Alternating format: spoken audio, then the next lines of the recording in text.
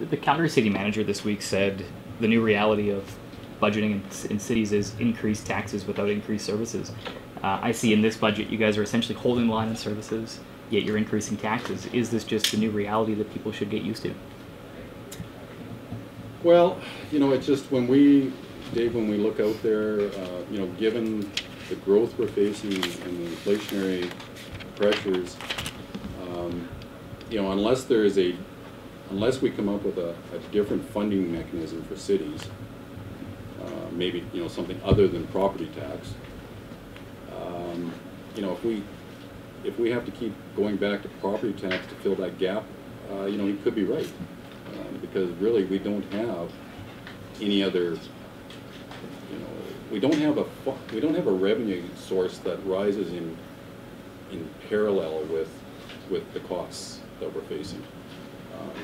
We don't have a revenue source that grows with GDP, for instance, which maybe other senior governments would have that through taxes. We don't. We have property tax that we have to on an annual basis make adjustments to.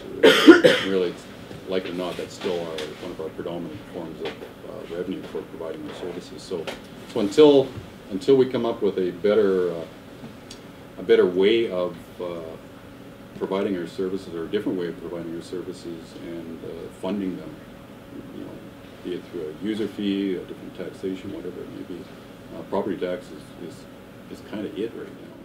Here we are, and we're getting a tax increase without, a huge service level increase. Well, why is that gap there?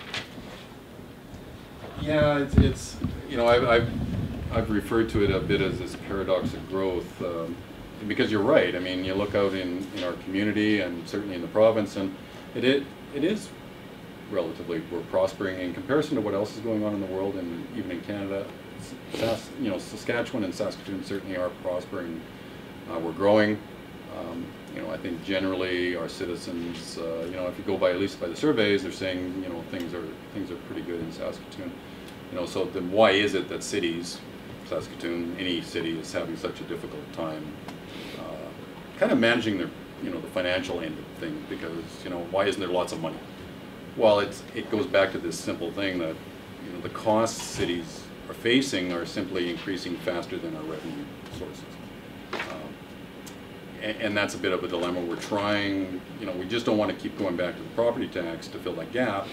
As I say, we're trying, and I think this budget's a reflection of that, we're trying to also do some things to absolutely minimize any impact on the mill rate. So that's why you're not seeing an FTE increase in the budget. That's why you're seeing the civic services part of this budget actually flat, because we think we can provide the same service in 12 without increasing taxes more than